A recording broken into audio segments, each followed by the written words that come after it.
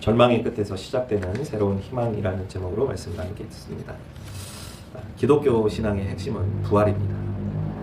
그러나 부활절 첫 아침은 잔잔한 환호가 아니라 짙은 어둠과 눈물 속에서 시작되었다는 사실입니다. 오늘 본문 말씀에는 사랑하는 스승을 잃고 슬픔에 잠긴 막달라 마리아가 빈 무덤을 발견하고 부활하신 주님을 만나 사명자로 변화되는 과정을 보여주고 있습니다. 우리는 오늘 이 말씀을 통해 삶의 빈 무덤, 절망이죠. 이것이 어떻게 부활의 증거가 되는지 살펴보고자 합니다. 우리 20장 1절 말씀 먼저 읽어보겠습니다. 안식 후 첫날 일찍이 아직 어두울 때에 막달라 마리아가 무덤에 와서 돌이 무덤에서 옮겨진 것을 보고, 여기서 아직 어두울 때라는 말은 단순히 시간적으로 어둡다, 밤이다 이런 뜻이 아닙니다. 예수님의 죽음으로 인해 제자들과 여인들이 처한 영적, 심리적 절망 상태를 뜻하는 말입니다. 사람이 좌절하고 절망하면 어떻게 됩니까?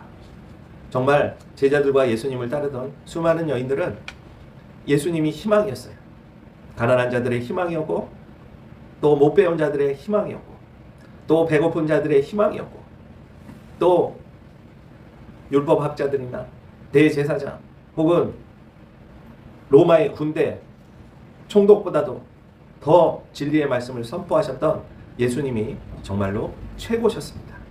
그리고 병든 자가 찾아오면 그들을 묻지도 따지지도 않고 고쳐주신 예수님의 이 사실, 이런 것을 보면서 그들은 예수님을 희망의 아이콘으로 삼고 살아왔어요.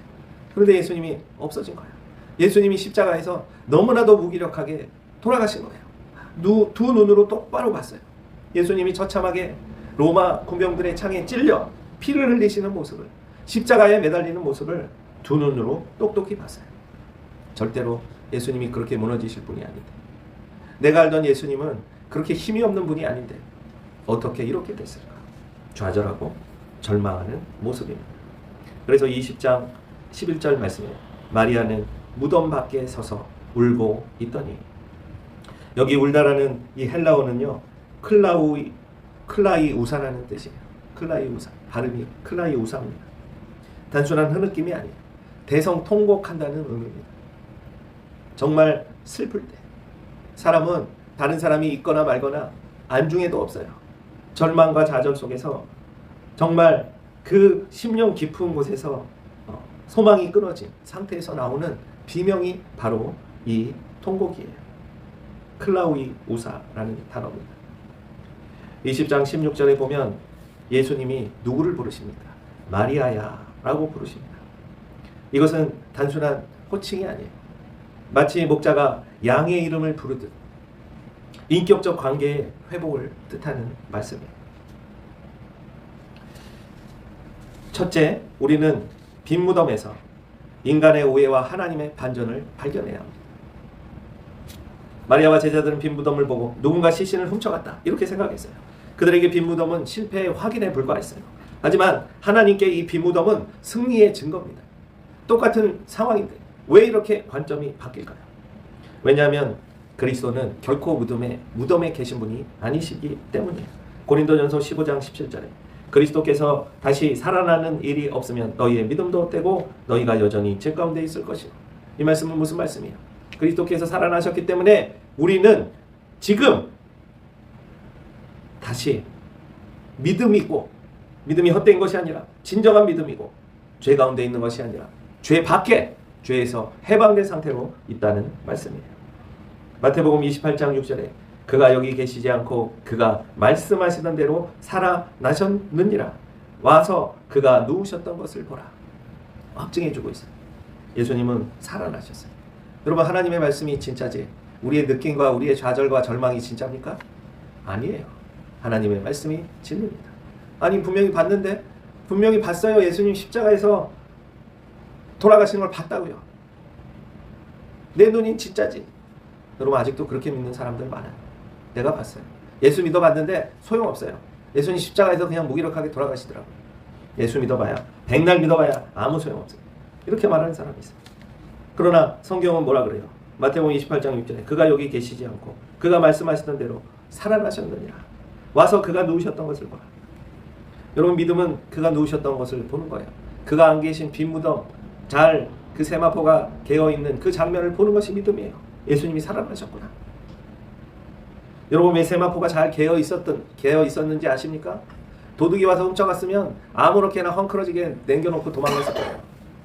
이것은 예수님이 확실히 부활하셨다는 증거예요. 도둑이 와서 훔쳐갔다는 뜻이 아니란 말씀이에요. 로마서 4장 25절에 예수는 우리가 범죄한 것 때문에 내줌이 되고 또한 우리를 의롭다 하시기 위해 살아나셨느니라. 아멘. 요한 칼빈은 이렇게 이 본문을 해석합니다. 제자들이 빈 무덤을 보고도 믿지 못했던 것은 그들이 성경의 약속보다 눈에 보이는 상황을 앞세웠기 때문이다. 그러나 하나님은 인간의 불신조차 부활의 확실성을 증명하는 도구로 사용하신다. 빈 무덤은 더 이상, 이 죽음은 더 이상 그리스도를 가둘 수 없음을 선포하는 첫 번째 설교단이다. 이런 말씀을 했어요. 영국의 아주 유명한 무신론자 프랭크 모리슨이라는 사람이 있었어요. 그분은 성경학자이기도 했는데요. 나중에 성경학자가 된 거예요. 그는 기독교를 비판하기 위해 부활이 허구임을 증명하는 책을 썼어요. 실제로 누가 돌을 옮겼는가라는 제목의 책이에요. Who moved the stone? 이란 제목의 책을 썼는데, 아니 쓰면서 보니까 부활하신 증거를 없다라고 찾기 위해 썼는데 도리어 예수님이 부활하신 증거만 계속 나오는 거예요. 그래서 그는 결국 이 부활의 증거를 믿고 이 책을 쓰게 된 거예요. 진실을 발견하게 된 거예요. 오늘 우리 삶에도 빈 무덤과 같은 상황이 있습니까? 기도가 응답되지 않는 것 같고 공허함만 남은 그 자리가 사실은 주님이 함께 일하고 계신 자리입니다. 내 상식, 하나님의 역사를 내 머리로 제한하지 말고 부활하신 주님을 기다리는 믿음이 필요합니다. 두 번째는 슬픔의 이름을 부르시는 주님입니다. 마리아는 빈 무덤 곁에서 울고 있었어요. 전사들의 질문에도 뒤에 서 계신 예수님의 음성에도 그녀는 주님을 전혀 알아보지 못했어요. 슬픔이 그녀의 영적 눈을 모두 가려버렸기 때문이에요. 여러분, 마찬가지예요. 우리가 절망에 빠지고 내가 이게 현실이야, 내가 이게 진짜야, 나는 헤어날 길이 없어, 답이 없어 라고 생각하는 순간 주님이 오셔도, 주님이 도와주셔도, 주님이 도와주시려고 해도 아무도 눈을 뜰 수가 없는 거예요. 우리 20장 14절 말씀 읽어보겠습니다. 20장 14절 말씀 읽어보겠습니다.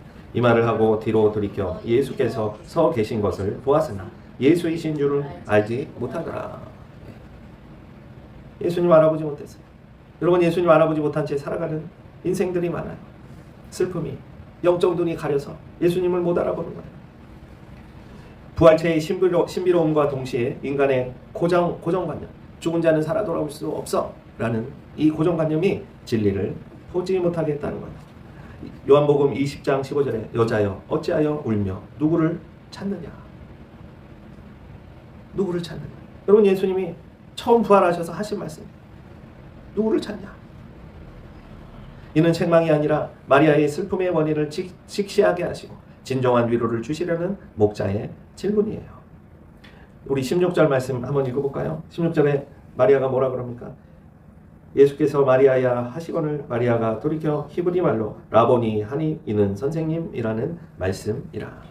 마리아의 이름을 불러주셨어요. 예수님은 결코 우리의 이름을 잃어버리지 않고 계세요. 내 이름을 분명히 알고 계세요. 라보니어라는 뜻은 나의 선생님이여 라는 뜻입니다. 단순한 지식의 스승이 아니에요. 나의 삶을 주관하시는 분이라는 이런 고백적인 의미가 담겨 있는 것입니다. 이사야서 43장 1절에 야곱아 너를 창조하신 여호와께서 지금 말씀하시느니라. 이스라엘아 너를 지으신 이가 말씀하시느니라. 너는 두려워하지 말라. 내가 너를 구속하였고 내가 너를 지명하여 불렀나니 너는 내 것이라. 아멘. 이사야서 43장 1절에는요 야곱이라는 이름이 나오고요, 하나님이 새로 지어주신 이스라엘이라는 이름이 두 개가 동시에 나와요. 나의 육신의 이름, 나의 허물의 이름, 나의 약점의 이름, 나의 인간의 이름, 그것도 불러주시고 하나님께서 새로 지어주신 이스라엘이라는 승리의 이름도 같이 불러주신다는 거예요. 나란 존재는 그런 존재예요. 아멘. 이원론자들은 야곱을 버리려고 그래요. 야곱을 부정하려고 그래요. 여러분, 그렇지 않아요. 하나님은 그 모습 그대로 받아주시는 거예요. 그 모습 그대로 업데이트해서 새 이름까지 더해주시는 거예요. 이게 새로운 하나님의 계산법이에요.